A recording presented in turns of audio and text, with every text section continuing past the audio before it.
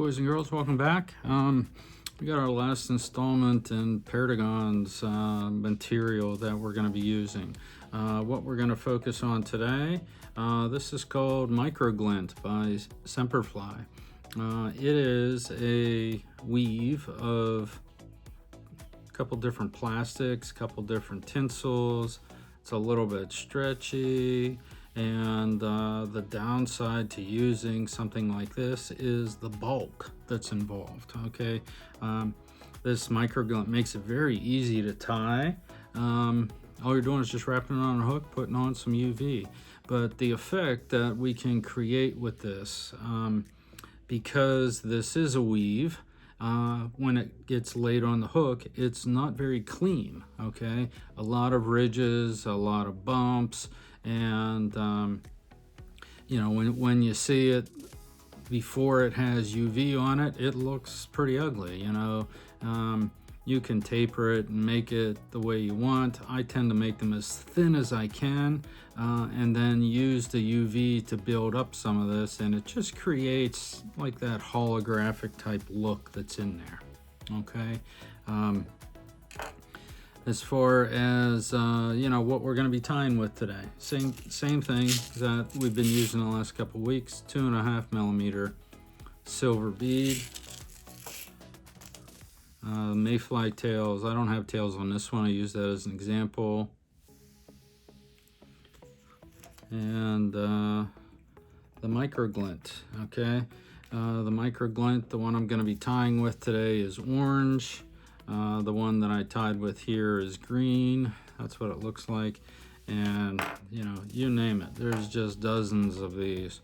This is a rainbow one. And like I said, I got dozens. So these are ones that I normally use. And you know, depending on the time of year, like we're gonna have a lot of green bugs coming out soon.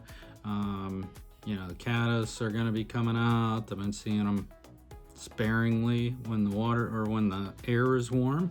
Not necessarily yet, but that's where we're at. Okay, I'll show you that.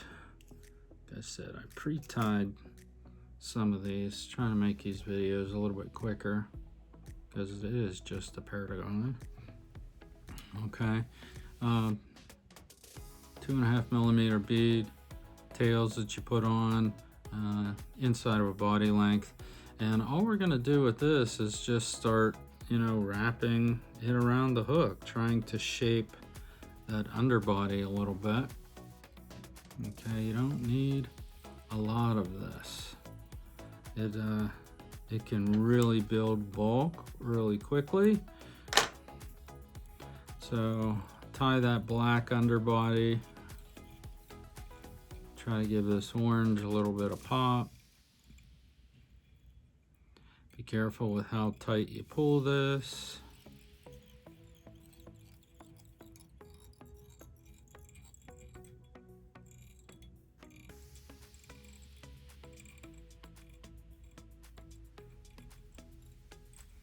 I'm just wrapping this kind of with open wrap so that I can create some of that you know, texture that we're looking for with this type of product. All right, that's it. I'm gonna tie this off.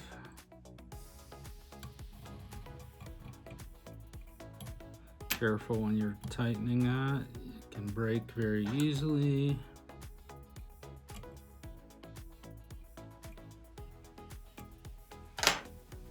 Okay, pretty simple, right? All right, so now what we're gonna use, going to use loons here just because it's going to build a little bit of bulk. That's the idea. This first application, all I'm doing is just trying to coat these fibers. Make sure that like the ridges are filled in.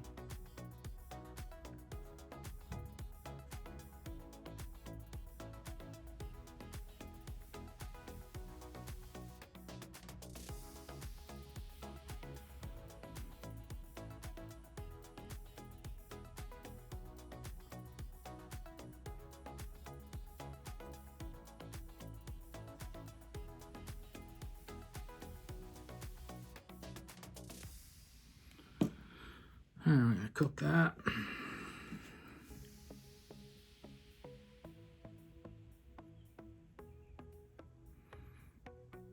Now, traditional perdigon shape, I normally tie these with the beads up so that they're going to descend, you know, this way through the water, okay? But traditional sense, most of these are what they call bullet shaped, okay? You're trying to get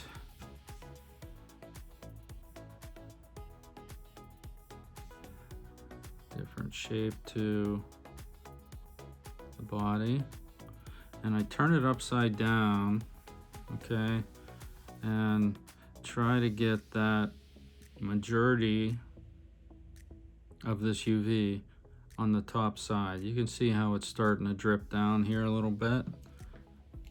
That's what I want. Wait till it gets where you want and zap it. Adding that second coat is kind of what creates that holographic look.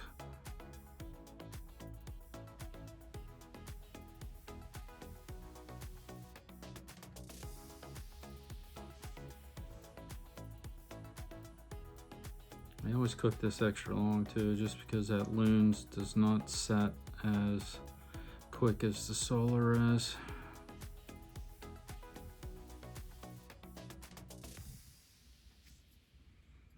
Okay, that's what we got.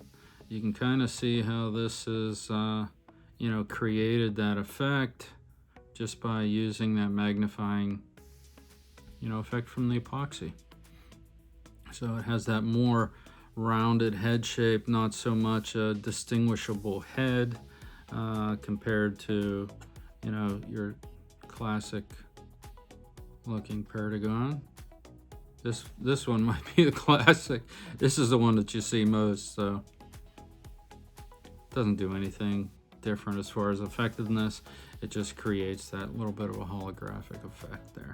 So, all right, there you go. Plenty of materials you can tie these with. Like I said, it's endless. So we're going to be focusing more on a couple new dry droppers that I found that I want to tie up over the next couple weeks, that we will be able to suspend this type of a fly off of. So the bugs haven't really started to come out yet, so I've been trying to do that on the stream and get some examples, what works better, what doesn't, and you know, go from there. So that's where we're heading. All right, guys, thanks for stopping by. We'll see you. Thanks.